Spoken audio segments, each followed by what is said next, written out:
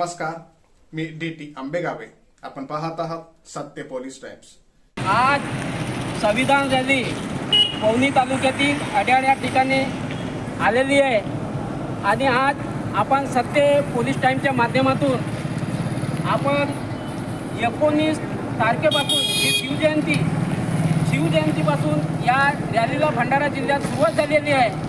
तर आपण ही संविधान जी रॅली आहे ती नेमकी कशासाठी आहे, तर आपण या ठिकाणी विविध समाजाचे जे नेते मंडळी आहेत तर आपण त्यांच्या माध्यमातून सत्य पोलीस टाइमच्या माध्यमातून त्यांच्याकडून आपण जाणून घेणार आहोत.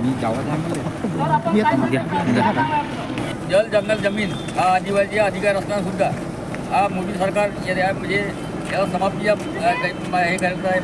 आणि मणिपूरसारख्या ठिकाणी दोन समुदायामध्ये भांडणं लावून तिथे जे खनिज संपत्ती आहे ती आपल्या मित्रांना देण्यासाठी त्याच्यामध्ये त्यांनी म्हणजे घाट घातलेला आहे. तसंच मध्य प्रदेशामध्ये हसदेव येथील जंगल कपात करून त्या आदिवासी आदिवासी खनिज संपत्तीवर त्यांनी अत्याचार केलेला आहे. अशा पद्धतीने आज जिकडे तिकडे आदिवासीवर अन्याय अत्याचार होत आहे. तर अशा अत्याचाराविरुद्ध म्हणजे लढा देण्यासाठी आम्ही ह्या संविधान बचाव संघर्ष समिती रॅलीमार्फत लोकांमध्ये जागृती निर्माण करीत आहोत आणि EVM मार्फत मतदान न घेता तो मतपत्रिकेद्वारे घेण्यात यावा अशी आम्ही कळकळी विनंती जनतेला करीत आहोत. संजय झंजाड, OBC महिला सेवा संघाची जिल्हा उपाध्यक्षा. आज संविधान जनजागृतीच्या रॅलीच्या माध्यमातून आम्ही ह्या संपूर्ण आमच्या सरकारला सांगू इच्छितो की आज आमचा तुमच्या ह्या EVM मशीनवर विश्वास राहिलेला नाही. EVM हटाव देश बचाव ह्या मोहिमेअंतर्गत आज आम्ही ह्या संविधान रॅलीचं आयोजन केलेलं आहे.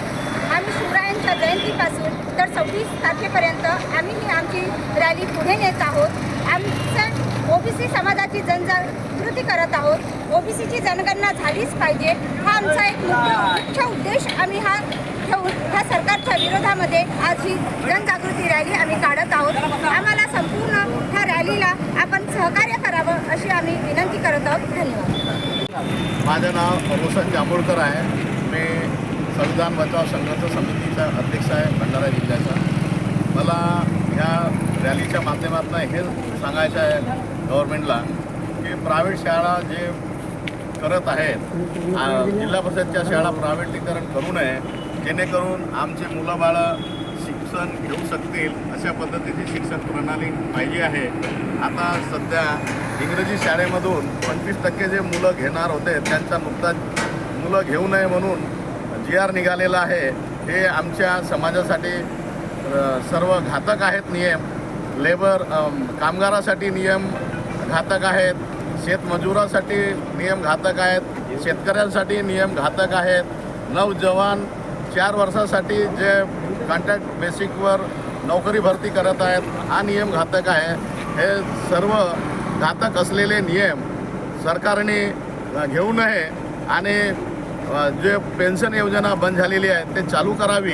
ह्या विविध मागण्या मंजुरीसाठी आम्ही ह्या संविधान रॅलीच्या मार्फत गव्हर्नमेंटला सांगत आहोत. एवढं. मी संजीव बांबोरे, सत्य police time. Cameraman Prem Sagar गजबे, अड्याड. सामान्य जनतेचा बुलंद आवाज, सत्य पोलीस टाइम्स.